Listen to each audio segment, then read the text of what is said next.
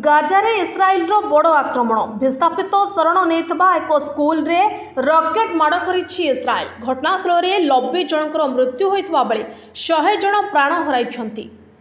ଆକ୍ରମଣ ସମୟରେ ସ୍କୁଲରେ ଏହି ପିଲାମାନେ ଥିଲେ। କୁହାଯାଉଛି କ୍ଷେପଣାସ୍ତ୍ର ମାଡ଼ ଏତେ ଭୟଙ୍କର ଥିଲା ଯେ କେତେକ ପିଲା ଜିଅନ୍ତା ଜଳିଯାଇଛନ୍ତି। ଇସ୍ରାଏଲ କହିଛି ଯେ ଏହା ହମ୍ସାର କମାଣ୍ଡ ସେଣ୍ଟର ଥିଲା। ଇସ୍ରାଏଲ ସେନା କହିଥିଲା ଯେ ଅଲ୍ ତବାଇନ୍ ସ୍କୁଲ ସ୍ଥିତ ହମାସ କମାଣ୍ଡ ଓ କଣ୍ଟ୍ରୋଲ ସେଣ୍ଟରରେ ସକ୍ରିୟ ହମାସ ଆତଙ୍କବାଦୀଙ୍କ ଉପରେ ସଠିକ୍ ଆକ୍ରମଣ କରିଛି। ସେପଟେ ଗାଜାର ନାଗରିକ ସୁରକ୍ଷା ମଞ୍ଚ ଏହି ଘଟଣାକୁ ନିନ୍ଦା କରିବା ସହ ଘଟଣାକୁ ଭୟାନକ ନରସଂହାର କରିଛି।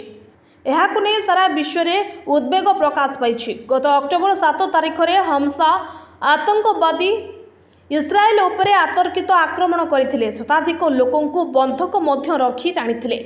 ସେହିଦିନଠାରୁ ଲାଗି ରହିଛି ଏହି ଯୁଦ୍ଧ। ଏପର୍ଯ୍ୟନ୍ତ 40,000ରୁ ଅଧିକ ଲୋକଙ୍କର ମୃତ୍ୟୁ ହୋଇଛି। ଅଧିକାଂଶ ହେଉଛନ୍ତି ପାଲେଷ୍ଟାଇନବାସୀ। ମୃତକଙ୍କ ମଧ୍ୟରେ ଶିଶୁ ଓ ମହିଳାଙ୍କ ସଂଖ୍ୟା ଅଧିକ ରହିଛି। ଏହାକୁ ନେଇ ସାରା ବିଶ୍ୱରେ ଉଦ୍ବେଗ ପ୍ରକାଶ ପାଇଛି। ଇସ୍ରାଏଲ ପକ୍ଷରୁ ଗାଜା ଉପରେ ଘନ ଘନ ଆକ୍ରମଣ କରାଯାଉଥିବାରୁ ହଜାର ହଜାର ଲୋକେ ସେହି ଅଞ୍ଚଳ ଛାଡ଼ି ପଳାୟନ କରୁଛନ୍ତି।